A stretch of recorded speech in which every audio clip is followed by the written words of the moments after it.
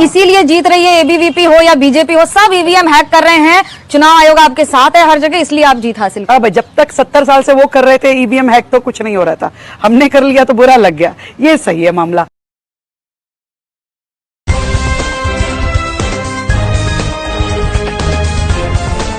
देश और दुनिया की तमाम छोटी और बड़ी खबरों के लिए हमारे चैनल को सब्सक्राइब करना न भूलें और बेल का बटन जरूर दबाएं। नमस्कार दोस्तों, स्वागत है आपका देश लाइव में और आपके साथ मैं हूं आशिमा त्यागी। दोस्तों सोचिए जरा, अगर कोई आपसे ये कह दे कि हाँ हम चोरी करते हैं, लेकिन जब दूसरे करते थे तब आपको दिक्कत क्यों नहीं थी, तो आपको क्या लगेगा? ये एक अपराधी की कबूलियत नहीं तो और क्या है? अब जरा इस घटना को राजनीति से जोड़कर देखिए। बीजेपी की नेता और दिल्ली की मुख्यमंत्री रेखा गुप्ता ने एनडीटीवी को दिए गए एक इंटरव्यू में ऐसा बयान दिया है जिसने लोकतंत्र की जड़ें हिला दी हैं। दोस्तों, पत्रकार ने दरअसल सवाल पूछा कि हर जगह एबीवीपी जीत रही है, बीजेपी जीत रही है, लोग कह रहे हैं कि ईवीएम हैक हो गया है। इस पर रेखा गुप्ता का जवाब था, जब 70 सालों से वो हैक कर रहे थे तब किसी को समस्या नहीं हुई, आज हम कर रहे हैं तो समस्या क्यों हो रही है? जरा सोचिए, ये बयान सीधे सीधे वोट चोरी की स्वीकारोक्ति है। आज हम इसी पर चर्चा करेंगे, लेकिन उससे पहले आप लोगों से अपील, इंसाफ की आवाज को बुलंद करने के लिए और सच्ची पत्रकारिता के लिए हमारा सहयोग करें। साथ ही डिस्क्रिप्शन में दिए गए लिंक को ओपन कर ज्वाइन बटन दबाकर आप हमसे यानी देश लाइव से सीधा जुड़ सकते हैं। दोस्तों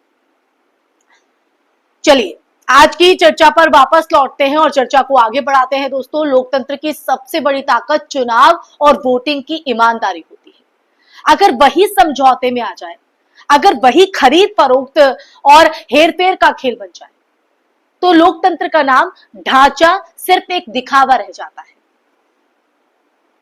रेखा गुप्ता का यह बयान इस बात की तस्दीक करता है दोस्तों कि बीजेपी अब अपनी सफलता का श्रेय जनता के भरोसे को नहीं, बल्कि मशीनों और धांधली को देने लगी है। यह कोई साधारण स्वीकारोक्ति नहीं है, बल्कि ये उस खेल का पर्दाफाश भी है जिसकी तरफ विपक्ष और कई पत्रकार सालों से इशारा करते आ रहे हैं। अब ऐसे में दोस्तों सवाल उठना लाजमी है और सवाल उठता भी है कि क्या वाकई ईवीएम मशीनों पर भरोसा किया जा सकता है? भारत में ईवीएम को हमेशा सुरक्षित और छेड़छाड़ रहित बताया गया। चुनाव आयोग का दावा है कि इन्हें हैक नहीं किया जा सकता क्योंकि ये इंटरनेट से जुड़ी नहीं होती। लेकिन बार बार ये सवाल उठता है कि आखिर फिर क्यों परिणाम इतने एक तरफा आते हैं? क्यों इतने बड़े बड़े विपक्षी नेता और पार्टियां लगातार कहती रही हैं कि ईवीएम भरोसेमंद नहीं, और जब सत्ता पक्ष की नेता खुद ये मान ले कि हां हम कर रहे हैं, तो शक को और बल मिलता है, जैसा कि रेखा गुप्ता ने किया एक सवाल के जवाब में। हो सकता है कि उसके पीछे वो कोई और तर्क दे दे। यहां एक और दिलचस्प पहलू दोस्तों ये है कि रेखा गुप्ता ने अपने बचाव में कहा कि 70 सालों से वो कर रहे थे, यानी परोक्ष रूप से कांग्रेस पर आरोप लगाया कि उसने भी यही काम किया। लेकिन इस बयान में सबसे बड़ा खतरा यही है कि अगर कल कांग्रेस ने कुछ किया भी था, तो क्या उसका मतलब यह है कि आप भी वही अपराध दोहराएं? ये तर्क ऐसा है जैसे कोई चोर ये कहे कि पड़ोसी ने पहले चोरी की थी, अब मैं कर रहा हूं, तो परेशान क्यों हो?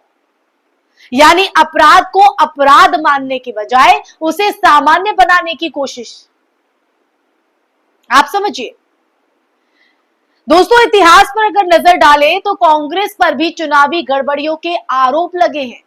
1970 के दशक में इंदिरा गांधी के चुनाव को लेकर अदालत तक में चुनौती दी गई थी और उसी से आपातकाल की नौबत आई थी। लेकिन तब भी खुलकर कभी किसी नेता ने यह स्वीकार नहीं कि हां हमने वोट चोरी की है। यही फर्क है, बीजेपी के नेता अब खुले मंच पर इसको स्वीकार करते दिख रहे हैं। ये एक ऐसी धृष्टता है दोस्तों, जो लोकतंत्र के लिए बेहद खतरनाक है, बेहद भयावह है। बीजेपी की राजनीति पर अगर गहराई से नजर डाली जाए तो 2014 से लेकर आज तक हर चुनाव के बाद विपक्ष लगातार सवाल उठाता आया है, लगातार। चाहे उत्तर प्रदेश के विधानसभा चुनाव हो, चाहे बिहार के नतीजे हो, चाहे मध्य प्रदेश में सरकार गिराने या उठाने का खेल, हर जगह ये आरोप रहा है कि पर्दे के पीछे से मशीनरी, सिस्टम और संस्थाओं का दुरुपयोग किया गया। और अब जब बीजेपी की मुख्यमंत्री इसको स्वीकार करती है तो ये उन सभी आरोपों की पुष्टि भी करता है दोस्तों। अब जरा जनता के नजरिए से भी देखते हैं, यानी आपके और हमारे नजरिए से भी देखते हैं। एक आम नागरिक सुबह सुबह उठकर कतार में खड़ा होता है, एक लाइन में खड़ा हो जाता है, घंटों इंतजार करता है और बड़ी बड़ी उम्मीदों से बटन दबाता है कि उसका जो वोट है वो किसी बदलाव की ओर जाएगा, जिस उम्मीद से वो वोट देता है। लेकिन अगर वो वोट पहले से ही तय हो चुका हो, मशीन पहले से ही प्रोग्राम्ड हो, या सिस्टम पहले से ही एक पार्टी के लिए काम कर रहा हो, तो ये उस नागरिक की उम्मीद और कहीं ना कहीं आस्था की सीधी हत्या है। यही कारण है कि लोकतंत्र कमजोर होता है और जनता का भरोसा खत्म होने लगता है। आज की अगर परिस्थिति में, आज के परिदृश्य में अगर देखें तो यही हो रहा है दोस्तों। यहां एक बड़ा सवाल चुनाव आयोग की भूमिका पर भी उठता है। क्या आयोग इस तरह के बयानों पर संज्ञान लेगा? क्या आयोग ये पूछेगा कि रेखा गुप्ता ने आखिर किन आधारों पर यह कहा कि हम कर रहे हैं? अगर कोई मुख्यमंत्री खुलेआम ऐसी बात कहे और आयोग चुप बैठा रहे तो फिर आयोग की निष्पक्षता पर भी सवाल खड़े होते हैं और उन पर भी एक बड़ा प्रश्न चिन्ह लगता है। और ये याद रखना जरूरी है दोस्तों कि चुनाव आयोग वही संस्था है जिस पर लोकतंत्र का पूरा दारोमदार जो है वो टिका हुआ है। आपको क्या लगता है दोस्तों? लोकतंत्र का असली संकट अगर देखा जाए तो वो यही है, जब अपराध को अपराध न मानकर सामान्य बना दिया जाता है। और आज बीजेपी के नेता ये कह रही हैं कि हम कर रहे हैं, कल को कोई और ये कहेगा कि हाँ हमने भी किया था, तो धीरे धीरे ये व्यवस्था इतनी सामान्य हो जाएगी कि जनता भी सोचेगी कि वोटिंग का कोई मतलब नहीं है, क्यों जाना है वोट करने के लिए। और आज की सिनेरियो में देखें तो आज कहीं ना कहीं जनता ऐसी है जो सोचती है। यही लोकतंत्र की असली मौत है, जब जनता अपनी आस्था खो देती है। अब बात करते हैं व्यापक असर की, क्योंकि इसका जो प्रभाव है वो व्यापक तौर पर बेहद महत्वपूर्ण हो जाता है। ये बयान विपक्ष के लिए एक बड़ा हथियार साबित हो सकता है। कांग्रेस, आम आदमी पार्टी, समाजवादी पार्टी, टीएमसी, अन्य जो विपक्षी दल हैं, अब खुलकर ये कह सकते हैं कि देखो हम जो कहते थे वही सच निकला। बीजेपी खुद मान रही है कि वो वोट चोरी करती है, लेकिन दूसरी तरफ बीजेपी इस बयान को व्यक्तिगत चूक बताकर पल्ला झाड़ सकती है।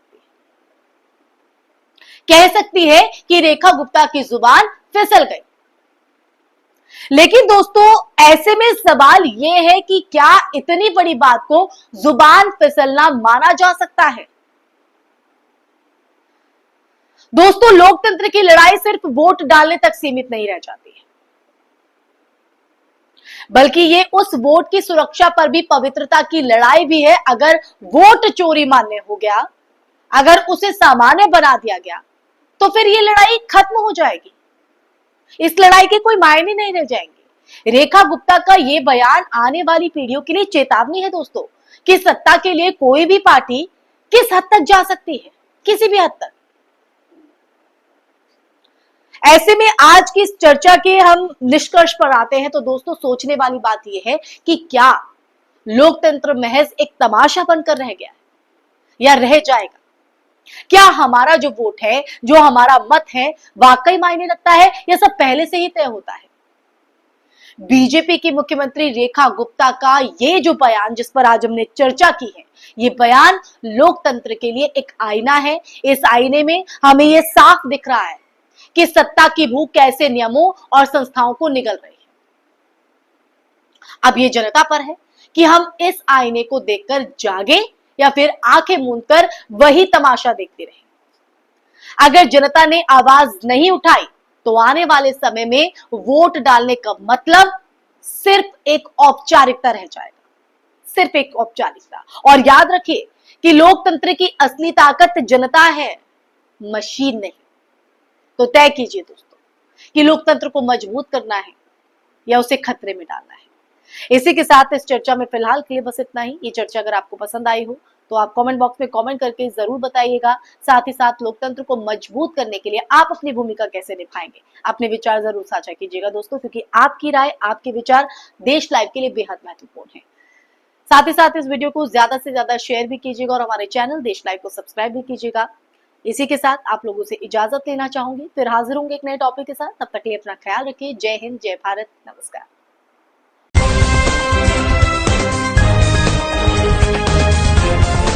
देश और दुनिया की तमाम छोटी और बड़ी खबरों के लिए हमारे चैनल को सब्सक्राइब करना न भूलें और बेल का बटन जरूर दबाएं।